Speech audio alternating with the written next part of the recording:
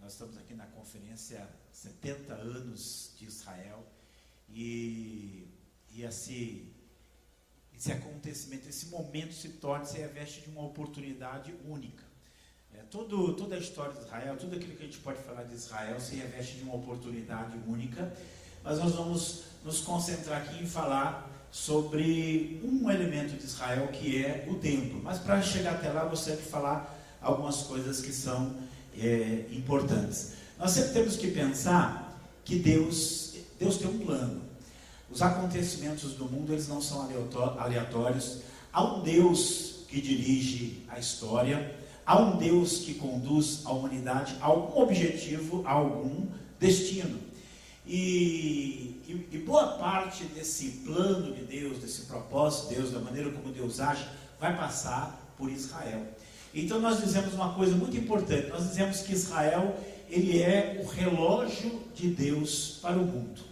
Porque olhando para Israel, nós temos uma ideia do quanto nós estamos avançando, onde nós estamos no calendário de Deus. Eu costumo até dizer mais que Israel não é simplesmente o relógio de Deus. Israel hoje é um verdadeiro despertador de Deus para as nações, para a igreja, para elas perceberem que alguma coisa está acontecendo. Israel é uma nação profética. Quando nós lemos a Bíblia, quando nós lemos as profecias que falam a respeito de Israel, e quando nós olhamos para a história dos judeus, às vezes é difícil você discernir o que é profecia e o que é história, porque muitas das coisas que Deus falou sobre Israel, hoje já se transformaram em história, e outras coisas que Deus disse e que ainda não aconteceram, nos nossos dias, ela vai se transformando em história. E aí eu quero chamar a atenção para um ponto.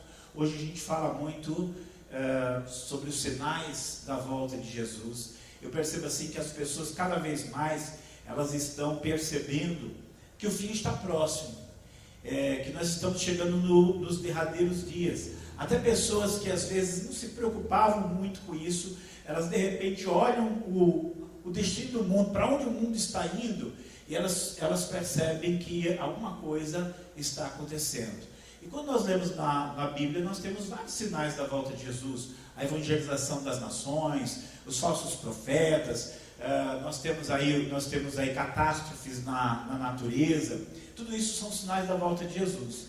Mas todas as gerações anteriores à nossa, elas tiveram também eventos que elas entenderam como sinais da volta de Jesus.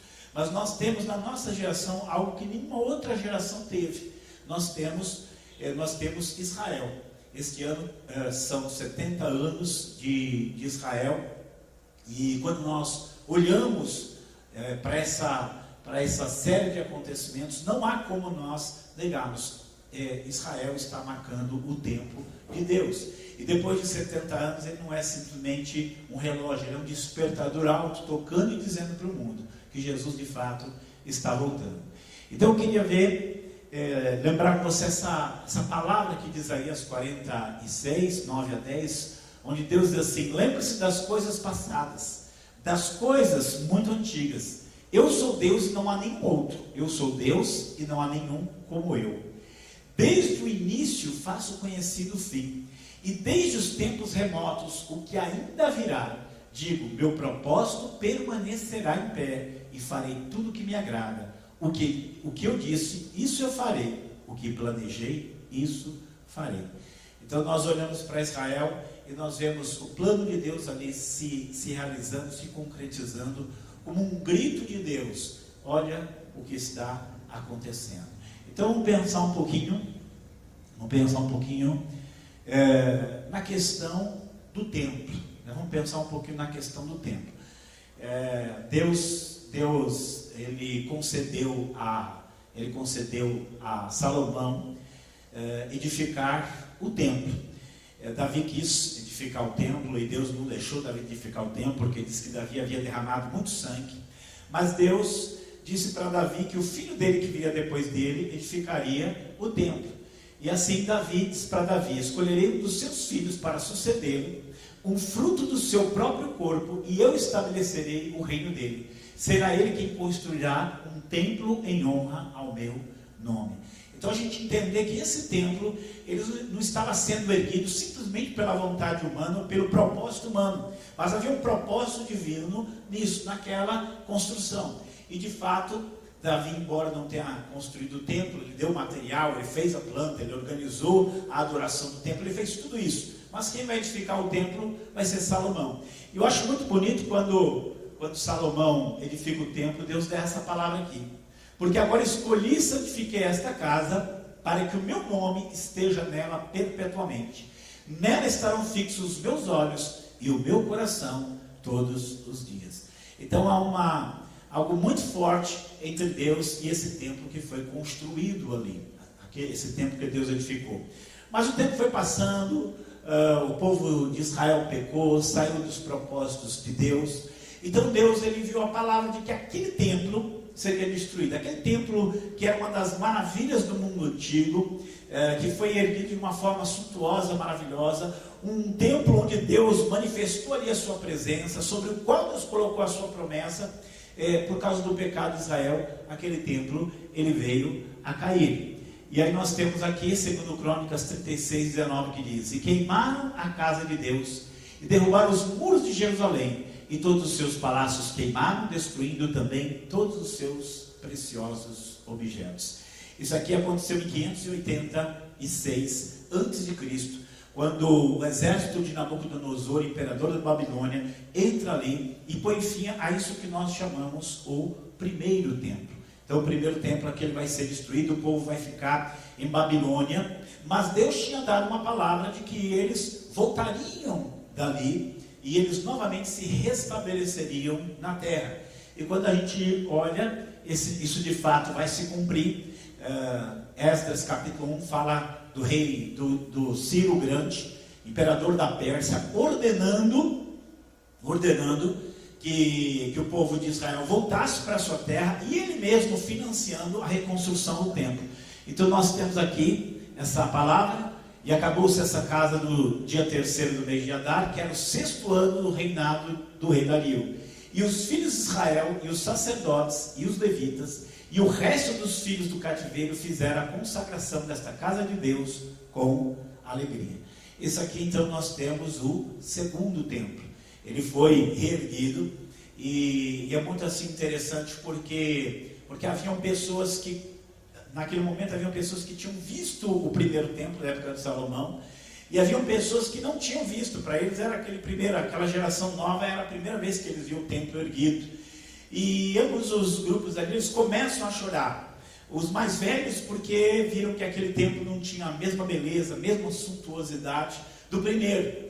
E o outro grupo chorava porque eles estavam vendo ali o templo erguido, e para eles foi uma alegria muito grande. E embora esse templo não tivesse a mesma beleza, não tivesse a mesma suntuosidade, ele era ali o templo que havia sido reerguido, e ele ia ser modificado.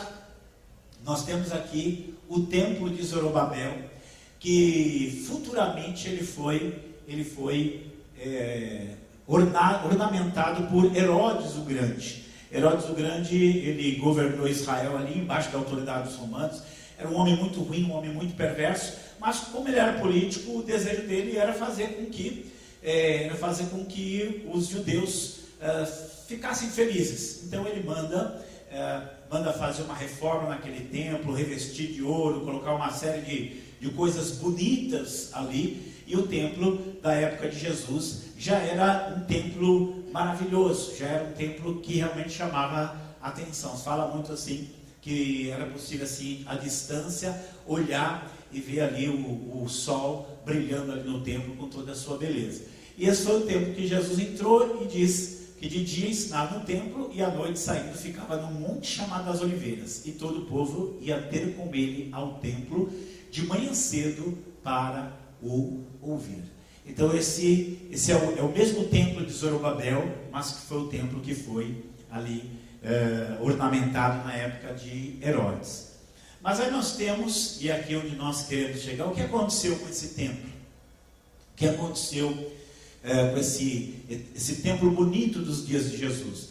Nós temos em Mateus capítulo 24, aquele momento em que os discípulos chamam Jesus e começam a mostrar o templo, começam a elogiar o templo, começam a mostrar aquela estrutura, quanto ela era boa e quanto ela era bonita. E aí Jesus diz assim para eles: em verdade eu vos digo, que não ficará pedra sobre pedra que não seja derrubado.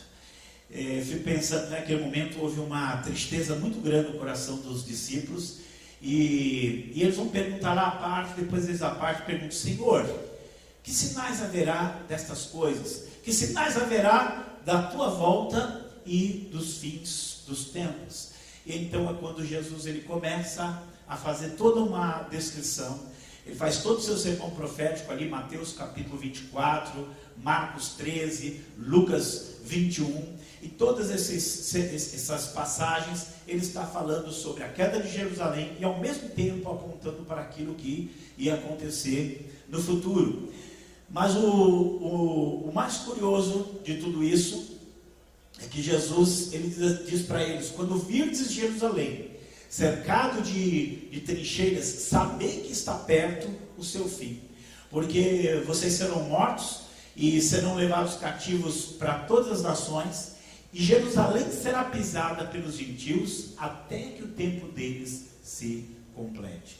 Então isso foi o que Jesus falou. E 40 anos depois dessa palavra de Jesus, aproximadamente 40 anos, a Judéia se rebelou contra o Império Romano. Havia lá na Judéia os chamados Zelotes, e os Zelotes eles sempre ficavam querendo fazer rebelião, sempre ficavam querendo fazer revolução contra Roma, até que em algum momento eles decidem fazer essa revolução.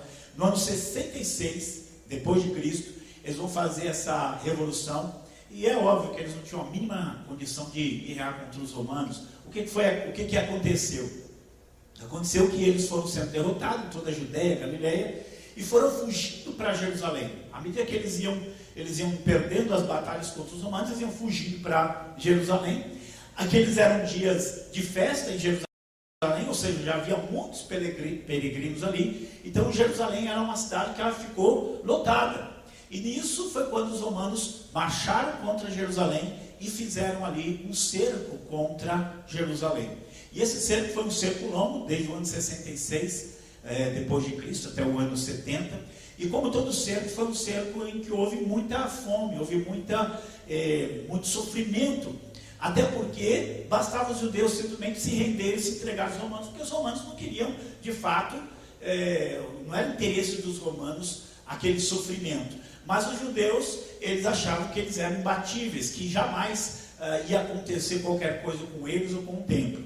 E o tempo foi passando, coisas terríveis aconteceram. Por exemplo, entre os soldados romanos, surgiu um boato de que quando o judeu fugia, porque eles tinham lá os túneis deles, fugiam, então eles acreditavam que quando os judeus fugiam, eles engoliam ouro para poder ter esse dinheiro de volta depois. Então o que começou a acontecer? Os soldados romanos começaram a capturar judeus que estavam fugindo e abria a barriga deles para ver se tinha ouro lá dentro. Ou muitas vezes os judeus tentavam fugir, eles capturavam esses judeus e iam crucificando esses judeus do lado de fora dos muros de Jerusalém para colocar medo, sobre os judeus, para que eles pudessem se render. Mas os judeus não se rendiam, e eles exterminaram, os romanos exterminaram com as florestas que tinham ao redor de Jerusalém, crucificando os judeus. Dentro da cidade era uma fome terrível. Dentro da cidade era uma fome tão terrível que eles chegavam a comer o cinto, comer o sapato, roer o cinto, roer o sapato, porque a fome era muito grande. O desespero da fome era muito grande. E talvez o momento alto de todo esse sofrimento é um cumprimento daquilo que está escrito lá em Deuteronômio capítulo 28. Quando você lê Deuteronômio 28, você fica impressionado com a precisão com que estava sendo ali descrito o cerco de Jerusalém. Estava sendo ali descrito o cerco de Jerusalém 1500 anos antes dessa queda. Moisés estava ali registrando. Você vai ver ali em Romanos, em Deuteronômio 28, onde diz que Deus ia trazer contra eles uma nação de longe, nação cuja língua eles não entenderiam, uma nação veloz como a da águia. E aí você pensa nos romanos falando latim, chegando ali fazendo cerco ao redor de Jerusalém, e você pensa que você lembra que nos estandartes, naqueles estandartes dos exércitos romanos, estava ali uma águia, a águia romana, desenhada ali como cumprimento do que está em Deuteronômio 28. Mas Deuteronômio 28 fala uma coisa mais terrível ainda. Deuteronômio 28, Moisés fala assim, que a mulher delicada, que de tão delicada nem colocar o pé no chão, que ela ia ficar tão aflita no cerco que viria sobre a cidade, que ela devoraria o seu próprio filho. Isso está escrito lá em Deuteronômio 28. E nesse cerco de Jerusalém, no ano 70, essa palavra literalmente se cumpriu. Os zelotes, eles andavam de casa em casa, procurando o que comer, e de repente eles sentem cheiro de carne assada numa casa de uma judia chamada Maria, que tinha ido lá em Jerusalém para a festa da Páscoa. E eles sentem aquele cheiro de carne assada, e quando eles entram, e eles obrigavam as pessoas que tivessem comida a dar comida para eles. E quando ela vai abrir o forno, ela tira do forno o recém-nascido que ela já tinha devorado uma parte. E aquilo foi uma coisa tão chocante para o próprio exército romano, que o general Tito, que liderava ali aquele cerco, ele jurou que aquela maldade ia ser vingada. Porque bastava os judeus se renderem e não era necessário toda aquela situação tão terrível e tão cruel. E por causa disso eles ficam furiosos, eles conseguem abrir uma brecha no muro, eles entram no muro, eles conseguem entrar em Jerusalém, abrem os portões, mas Tito sabia que o templo era uma coisa muito bonita. Então Tito, ele dá uma ordem: não toquem no templo, ninguém toca no templo, pode fazer qualquer coisa na cidade, saquear a cidade, mas não toque no templo. Só que em toda aquela, imagina assim, os soldados romanos longe de casa, com aquela fome, com aquele desespero, eles estão furiosos, e eles acabam jogando fogo lá para dentro do templo. Lá você tinha aquelas essências, aqueles óleos que eram inflamáveis. O que vai acontecer? O templo pega fogo no templo todo. O ouro, tinha muito revestimento de ouro, tinha ouro em vários lugares. O ouro derrete, fica incrustado no meio dos tijolos, e aí os soldados romanos, posteriormente, para poder fazer o saque, para poder pegar ali o saque da guerra, eles vão derrubando tijolo por tijolo para pegar aquele ouro, cumprindo o que Jesus disse: não ficará pedra sobre pedra que não seja derrubado. E a partir daí do ano 70, isso é muito marcante, a partir do ano 70, os judeus, eles são expulsos da sua terra, são vendidos como escravos, eles já não têm mais a mesma liberdade que eles tinham antes, e durante quase 2000 anos, eles vão ficar aí perambulando sobre a terra. E aí eu acho muito interessante, porque ao longo do tempo, a igreja, ela foi relegando os judeus não vou nem dizer a um papel pequeno no reino de Deus. Não, a igreja, ela acabou desprezando completamente os judeus, e dentro da própria teologia surgiu a ideia de que Deus não tinha mais nada com os judeus. Agora, aí os judeus foram substituídos pela igreja, Deus não tem mais nenhum plano, Deus não tem mais nenhum propósito com eles. E assim eles viveram espalhados entre as nações, e muitas vezes perseguidos, odiados. Muitas vezes eles foram obrigados a se converter, realmente sofreram toda sorte de perseguição. Os judeus sofreram aí durante todo esse tempo que eles estiveram espalhados, e sofreram inclusive ódio da própria igreja. Só que acho que um exemplo marcante na história, todo mundo sabe que foi as cruzadas, e conta que as cruzadas não tinham nada a ver com os judeus, né? Os cristãos da Europa estavam indo lá para Jerusalém para lutar contra os muçulmanos, para pegar os lugares sagrados lá em Jerusalém de volta. E conta que a primeira cruzada que estava indo para Jerusalém, eles falam assim: mas nós estamos indo lá para Jerusalém para lutar contra os muçulmanos, e nós não vamos fazer nada contra esses judeus que mataram o nosso Deus. A gente tem que fazer alguma coisa com eles. E eles saíram realmente matando e saqueando as colônias judias que tinha ao longo do rio Reno. E quando eles conseguem chegar, porque os cruzados chegam em Jerusalém tinha uma sinagoga em Jerusalém, isso aqui é uma coisa muito dolorosa para se falar. Os cruzados pegaram todos os judeus que tinham em Jerusalém, com as suas mulheres e seus filhos, colocaram dentro da sinagoga, lacraram as portas e janelas, tocaram fogo na sinagoga e ficaram do lado de fora cantando hinos de louvor a Cristo. Isso para a gente entender assim que essa relação entre a igreja e os judeus, ela foi se tornando cada vez mais complicada. E quando chega na reforma protestante com Martinho Lutero, a coisa não melhora não.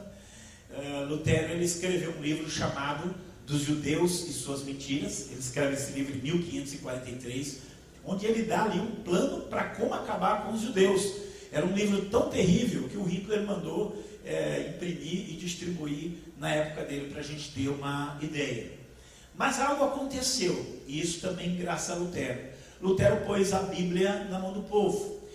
E aí então começa-se a ler a Bíblia. E cada vez mais que se lê a Bíblia, pessoas começam a entender pela palavra de Deus que Deus tinha um plano para os judeus, que eles iam voltar para a sua terra.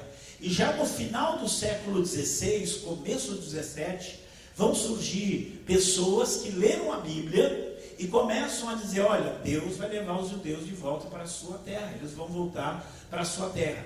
E ao mesmo tempo você tinha também pessoas que diziam: não, Deus não tem mais nada com os judeus não, Deus não tem mais nenhum plano com eles não. Então você tem dentro da corrente da igreja, do pensamento cristão, você tem uma corrente que diz: Deus não tem mais nenhum plano com os judeus, Deus não tem mais nada para eles, Deus não tem mais nenhum propósito com eles.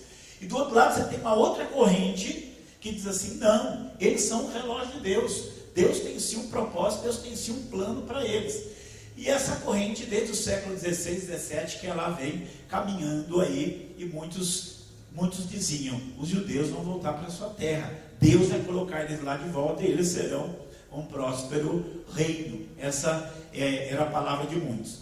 E quando chega no século XIX, realmente uma parte dos judeus, eles começam a sentir esse forte desejo de retornar para aquela terra. A terra que é chamada de Palestina ficou ali sem, como se fosse uma terra largada, uma terra jogada. Esses primeiros moradores que chegam lá, você vai para Israel, você vê cidades bonitas, você vê museus, você vê gente, você vê riqueza, você vê abundância. Mas os primeiros moradores, quando chegaram lá, só tinha pântano. Muitos deles morreram ali, muitos deles não sobreviveram lá porque o lugar era mesmo inóspito, o lugar era realmente terrível. Mas eles amavam aquela terra, eles estavam sendo movidos para voltar para ali. E aí eu quero ler aqui uma palavra que é dentre aquelas que falam dessa restauração de Israel, uma das mais belas, Amós 9:14, que diz assim: trarei de volta Israel, o meu povo exilado. Eles reconstruirão as cidades em ruínas e nelas viverão. Plantarão vinhas e beberão do seu vinho. Cultivarão pomares e comerão do seu fruto.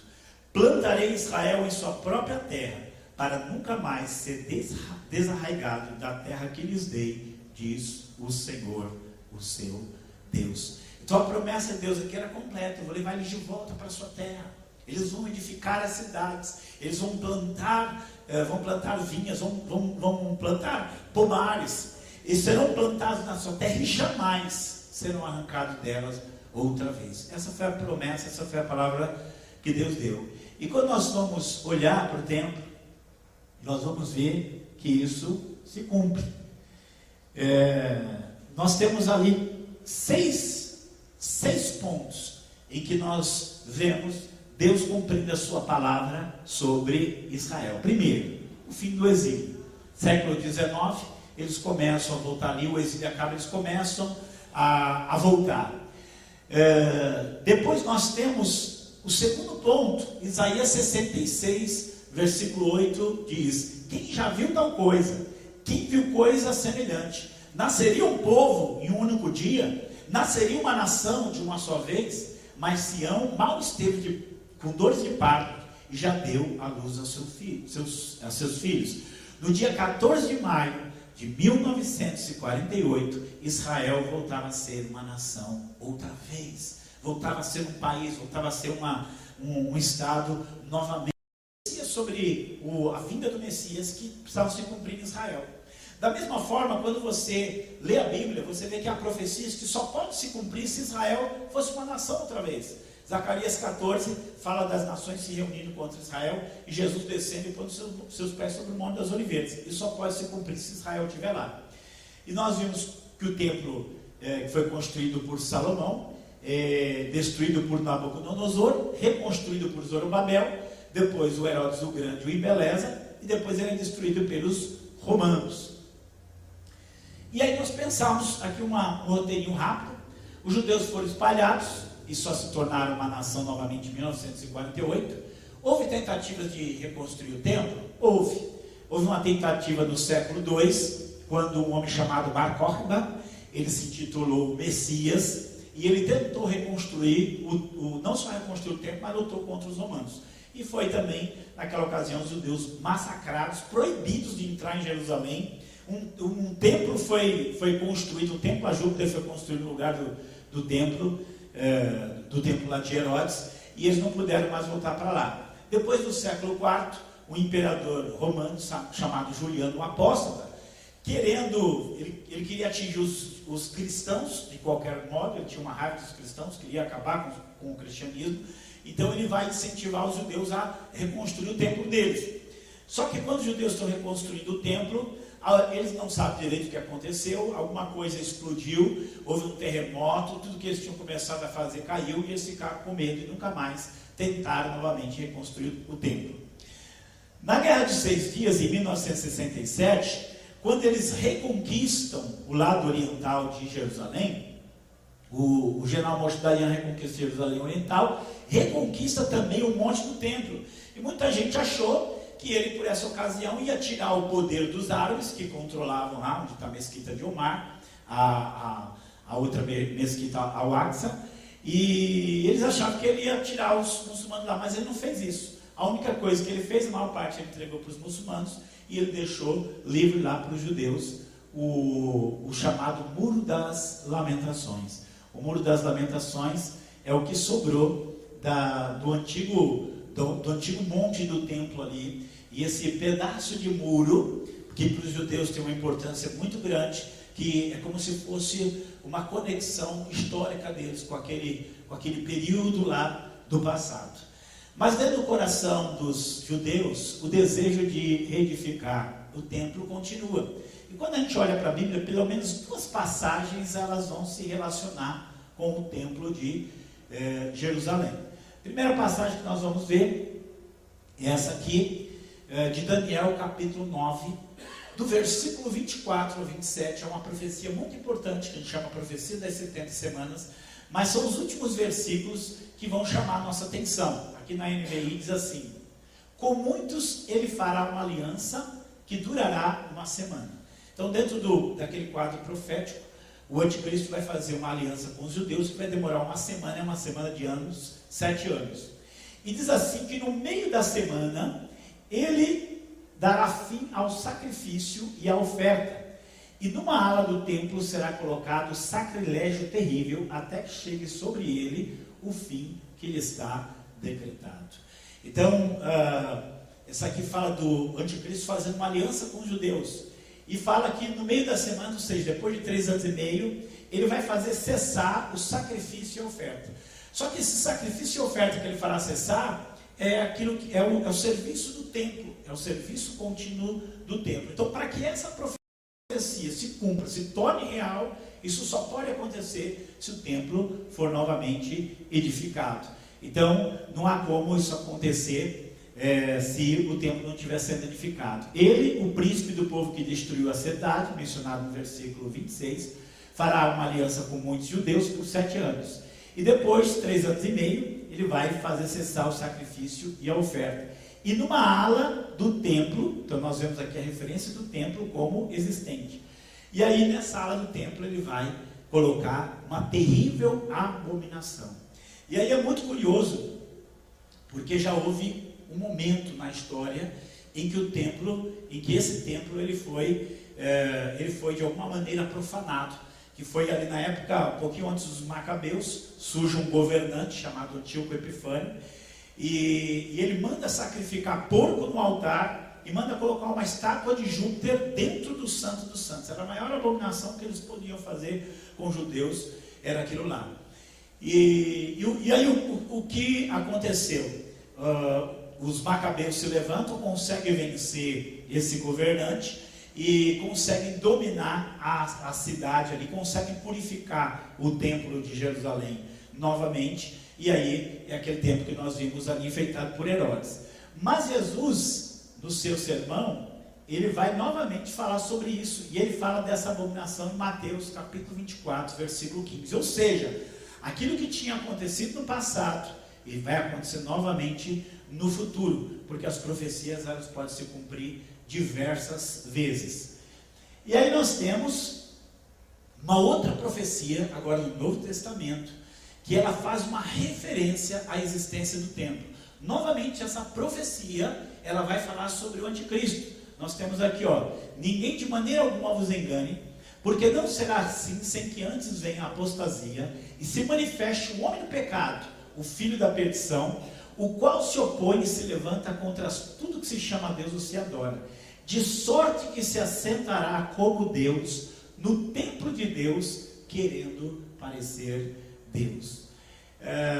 Na Bíblia, a Bíblia está repleta de referências àquilo que nós chamamos de anticristo, mas nem todos os autores bíblicos eles usam a palavra anticristo. Daniel usa vários nomes diferentes. Paulo chama ele de um homem do pecado, Apocalipse chama ele da besta que subiu do mar, e João chama ele de um anticristo. E entre as coisas que ele vai fazer, ele vai se assentar no templo de Deus, querendo parecer Deus. Quando Paulo escreveu aos Tessalonicenses, essa só podia ser uma referência, a referência ao templo ali em Jerusalém.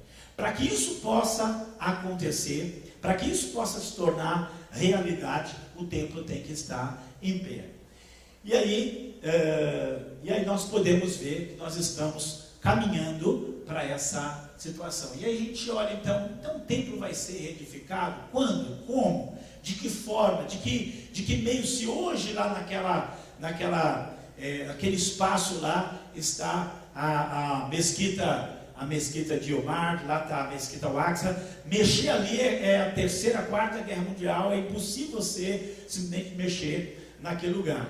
Mas, apesar de não saber como, apesar de não ter ideia como vai ser resolvido esse problema, os judeus já estão se preparando para a reconstrução do templo. Isso aqui vai chamar a nossa atenção. Os judeus sempre fizeram isso. Herodes ele criou uma bandeira e um hino nacional quando não existia um Estado.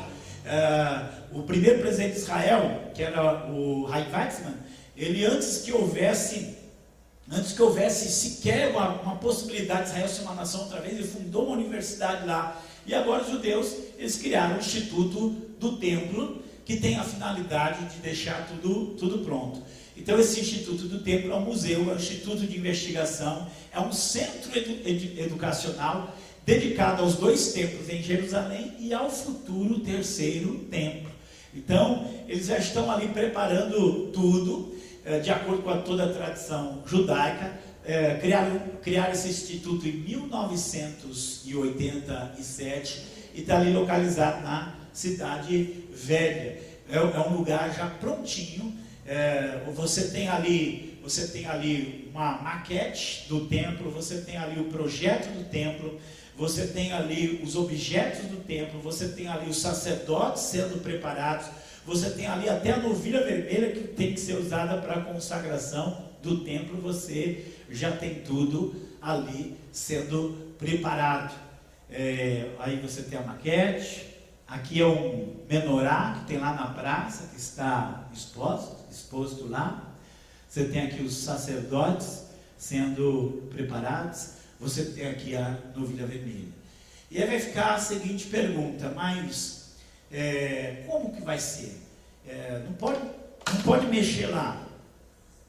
Você não pode tirar as mesquitas que estão lá. Você não pode mexer naquele lugar. Eu não sei como vai ser. Nós não sabemos quando vai ser, ou quando vai ser. Já ouvi casos de tentativas de se colocar, lançar pedra angular lá no terreno do templo. Isso quase provocou uma guerra. Então é o lugar mais sensível de toda a terra. Israel, ele já é o país mais sensível do mundo. Jerusalém é a cidade mais sensível do mundo. E o terreno do templo é o lugar mais sensível do mundo. Como vai acontecer, nós não sabemos. Mas nós sabemos que assim como todas as outras palavras que a Bíblia mostrou, todas as outras profecias que a Bíblia mostrou, já são realidade hoje, essa também, em algum momento, se tornará realidade. Então, se Israel é o relógio de Deus, nós podemos dizer que o templo é o ponteiro do segundo. Está ali apontando o momento em que aquilo que a Bíblia descreve como os tempos finais estarão chegando ali na sua completa concretização. E aí, diante disso, nós temos que ouvir uma das advertências que Jesus fez, que está aqui em Mateus capítulo 16, versículo 2 e 3. Jesus fala assim: quando é chegada a tarde, dizeis, haverá bom tempo, porque o céu está rubro. E pela manhã, hoje haverá tempestade, porque o céu está de um vermelho sombrio. Hipócritas, sabeis diferenciar a face do céu e não conheceis os sinais dos tempos? Então nós estamos em um momento delicado da história mundial.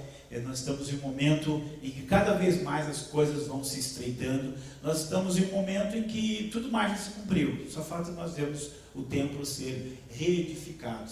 E por isso nós temos que estar com o nosso olhar ali para Israel. Há muitas razões para nós dirigirmos o nosso olhar para Israel. E dirigir o nosso olhar para Jerusalém. E dirigir o nosso olhar lá em Jerusalém para a área do templo, para o monte do templo.